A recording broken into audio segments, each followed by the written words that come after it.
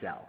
Because while LinkedIn does help companies hire, market, and sell, that's what all of you do, is sell. And that's what I do too, and that's what my team does. I run the teams that do a lot of the prospecting at LinkedIn, as well as help the teams across LinkedIn be successful. So I get the need to sell. And the need to sell is complex because we're always being challenged by all the things that we need to focus on. It's hard to know as sales professionals what's really important. But the way I break it down to my team, and I say the one thing to focus on, because we are a very acquisition mindset, is build more pipeline.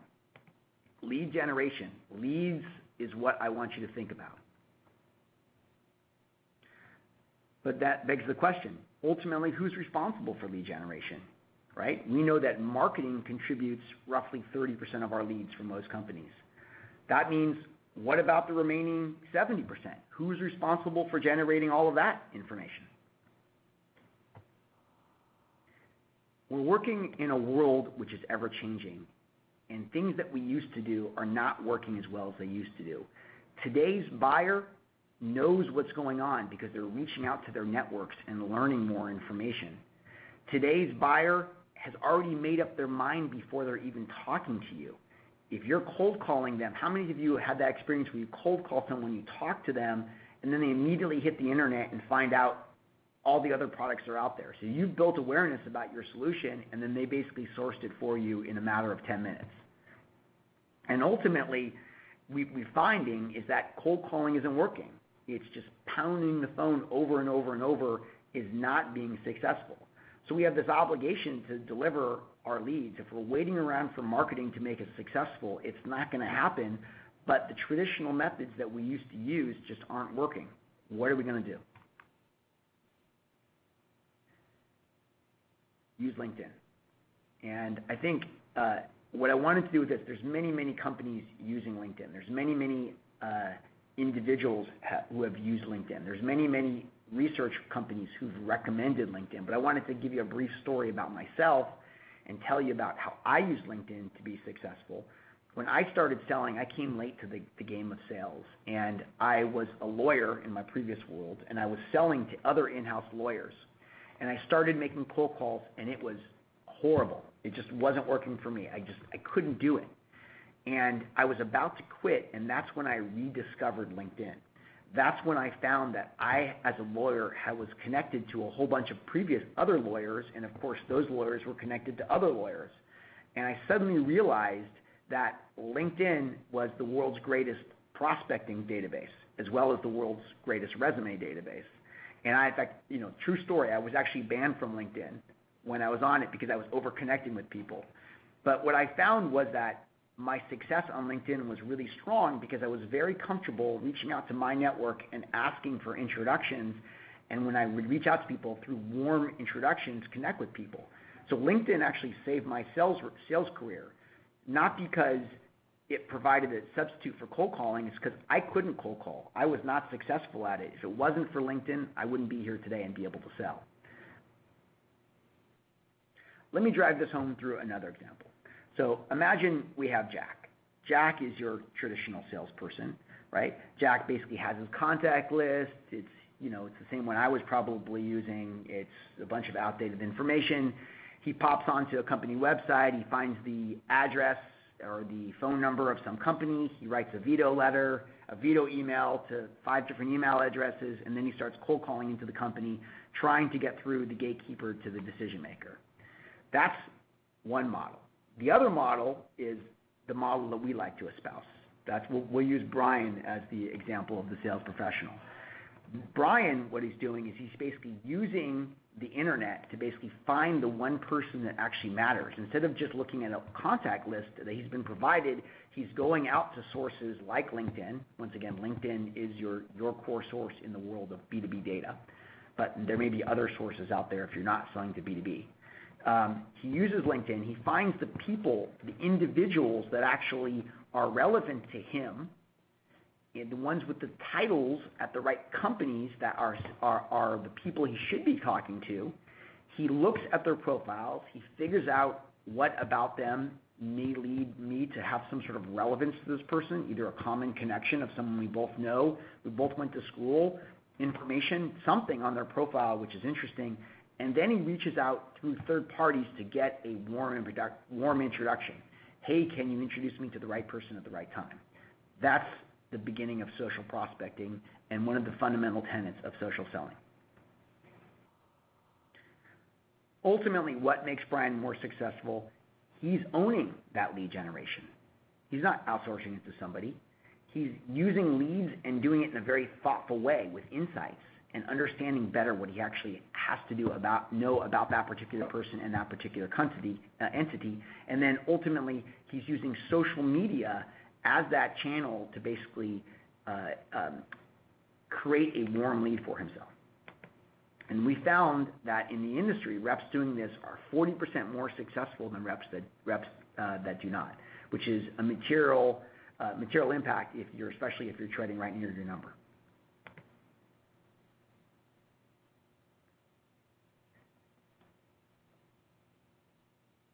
As I said before, I believe LinkedIn is at the heart of social selling, and our product Sales Navigator is the product which actually supports this.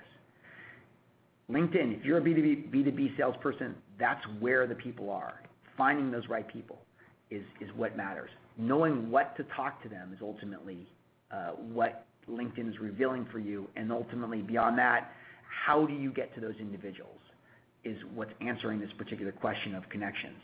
This is fundamentally changing the old paradigm of how we sell, and this is the embodiment of what social selling is today. So I want to show you one more example of kind of what this means as a very practical matter in terms of finding the right people and introduce a very new important concept to you. So let's say, for example, you're looking for people on LinkedIn and you search and the results are 125,000 people. I mean, holy cow, what are you going to do that? Well, with LinkedIn's premium product, which you call Sales Navigator, you can basically filter that search down by using a set of premium filters to really find who you actually care about within sort of the companies and within inside of the titles and within inside of the years of experience that actually matter, so you can actually find the right person. But it's not just finding the right person, it's also finding the right person who's connected to you or to people at your company.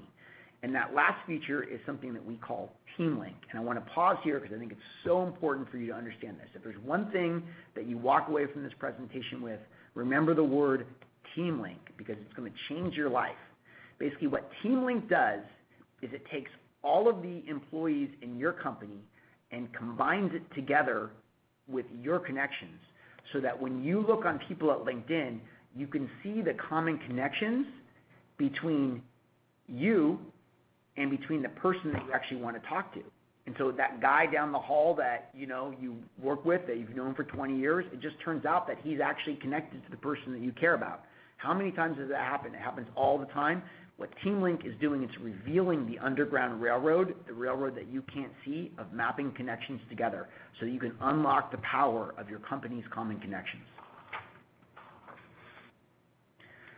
But it's not only about finding the right person and finding the relevance. You also want to know, well, what am I going to talk about actually after I get there? Well, with LinkedIn, you can see the conversation. You can see where they worked. You can see where they went to school. You can see who they're connected to. You can see what they're passionate about. What are they saying about themselves? What groups are they members of? What companies are they following? What individuals and influencers are following?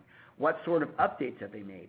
All of this is rich fodder. I was on a call the other day, believe it or not, and someone actually was doing great social selling to me, and they said, I see that you're interested in Japanese art, because I listed it in my hobby somewhere. And I said, I actually am. I collect modern Japanese art. And he says, it's interesting because I'm actually a professional artist, trained. It was a way for him to tell something about himself to me and relate it to something that was on my profile. I thought it was actually very ingenious. Last but not least, the question is, how do I get into that person? And so this is the question, once again, of finding that common connection. It's about using features like TeamLink. If you can get TeamLink to work for you, it's gold, because no one's going to help you more to get into an account than your fellow colleagues. The employees of your company are much more likely to help you than even one of your random connections at any given time. These are people that want to help you. So and you all share a common objective. So leverage those common connections to basically make those warm introductions. When you ask those teammates for introductions, you can actually automate that entire process through LinkedIn, and the Sales Navigator product actually does that for you. So when you click on, ask this person for an introduction, a box pops up, and you can use the tool right there to say, hey, Bob, can you introduce me to Sally? I really would love to meet Sally in this organization because I think that she'd be a great person who could really benefit from the products that we're selling. Ultimately, that's where the cold introduction becomes into a really warm introduction. Now, I have a person who works for me, or used to work for me on my team. Her name was Rochelle Diamond, and she is one of our learning professionals, works in the sales effectiveness team.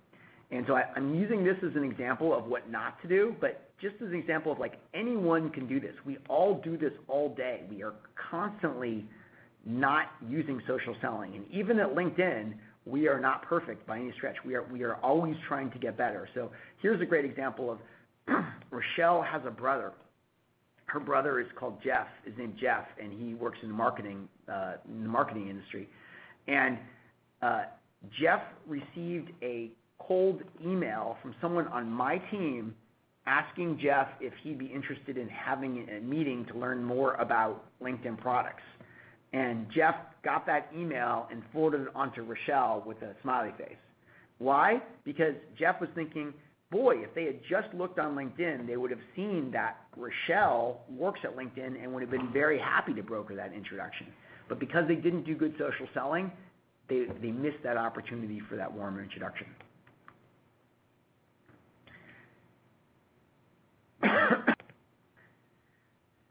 However, this is the type of salesperson you do want to be. This was a great example of someone who leveraged the social relationship and was able to find a person inside of our company who was happy to help that salesperson. And by doing it, they were not only able to close the deal within half the time it normally takes, they got a response back from the person, their prospect, within an hour, and the deal size was double what they normally get. So this is great social selling. This is exactly what you want to do. This is leveraging Sales Navigator and the LinkedIn social network to drive sales in a very thoughtful way.